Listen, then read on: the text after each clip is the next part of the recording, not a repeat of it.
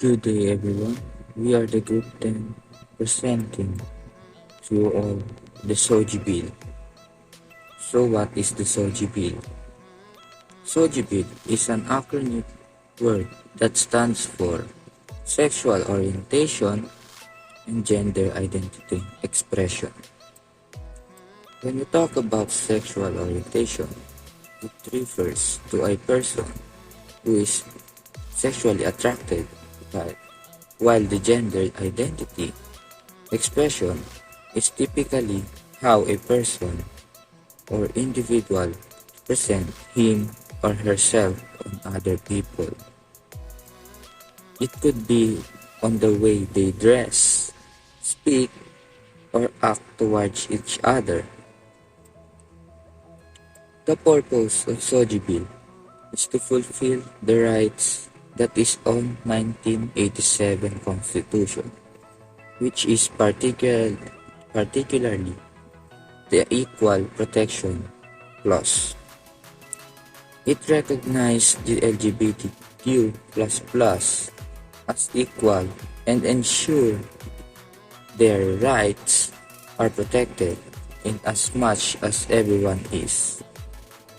It also aims to eliminate the discrimination against the sexual orientation and gender identity. So, who proposed the SOGIE bill that helps individuals? The Congress of the Philippines proposed the Anti-Discriminatory Bill, commonly known as the SOGIE.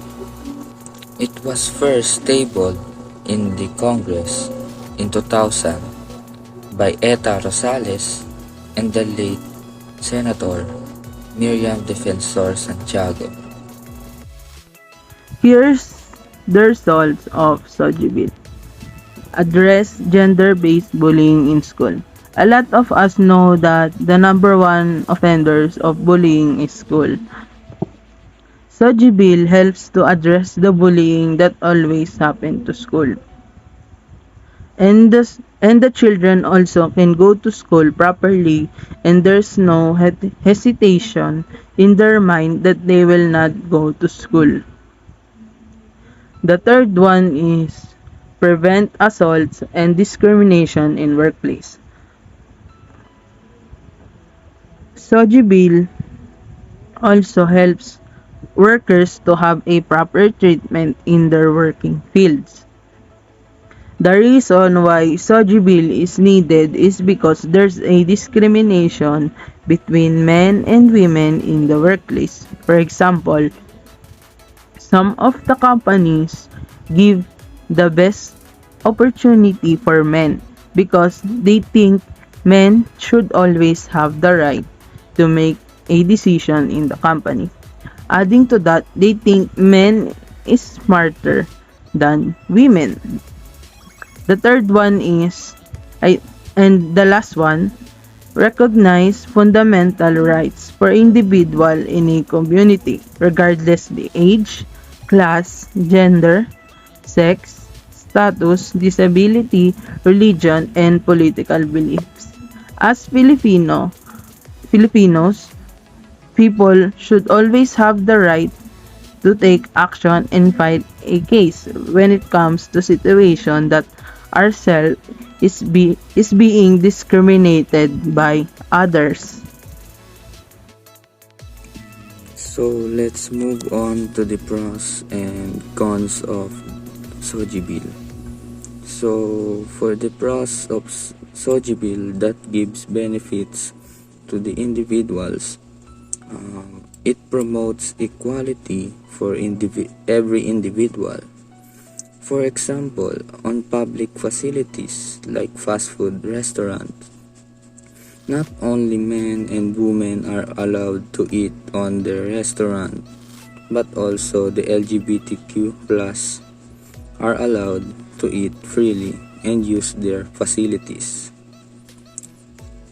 The second one is to control perception of public towards sexual orientation. In this case, it controls the perspective of a person towards on his or her opposite gender, on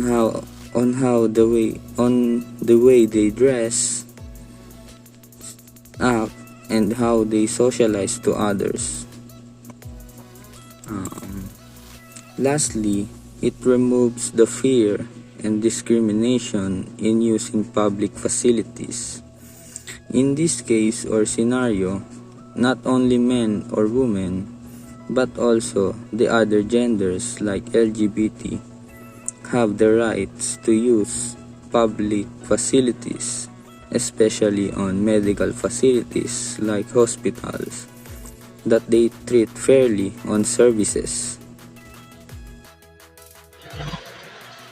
Good day everyone, I'm Ranila Cilia and I will present you the cons of a SOGIE bill or in other words the disadvantage of SOGIE bill. We have three kinds of disadvantage of SOGIE bill or cons of SOGIE bill, and these are the three kinds of disadvantage of SOGIE bill. The first one is the law could be used as a threat among people who is not part of the LGBTQ community. Then the second one is undermine religious and academic principles. And last but not the least is a go beyond the bounds of standard behavior and moral principles. So these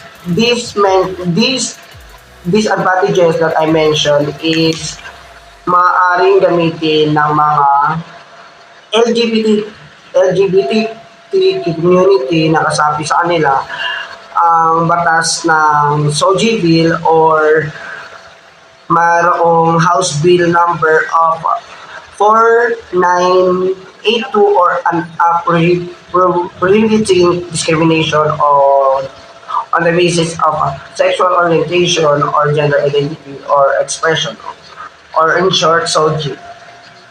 Pwede nilang gamitin to once na kapag sila ay hinusgahan na o nilapastanganan na ang kanilang pagkatao, discriminate na wala naman silang ginagawang masama doon sa taong gumawa sa kanila nun.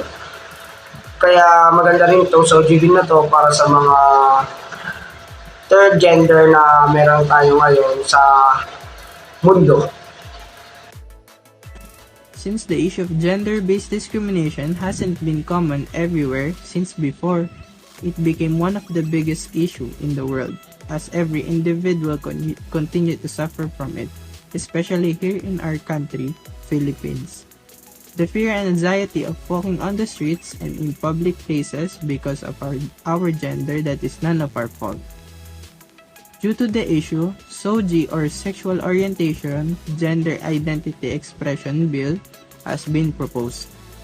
Its purpose is to protect every individual despite their characteristics, especially the LGBTQ plus community among all gender-based discrimination.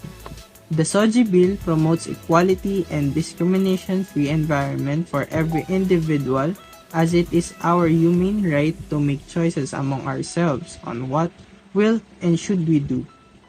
The SOGIE bill will address any gender-based bullying in schools since students or children are still unaware of their gender and creates confusions among themselves and fears that surrounds them.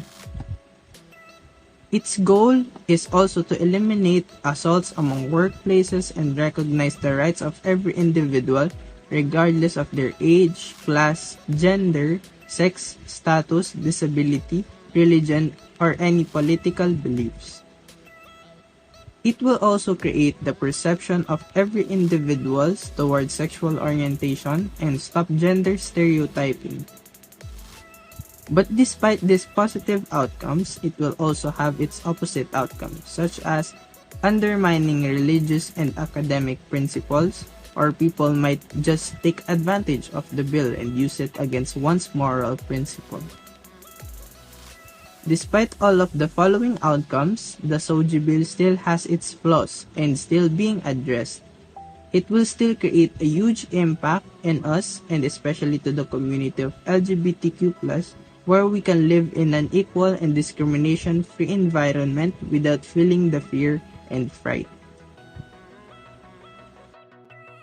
For more information and knowledge about SOGIE bill, here's the reference that you can search.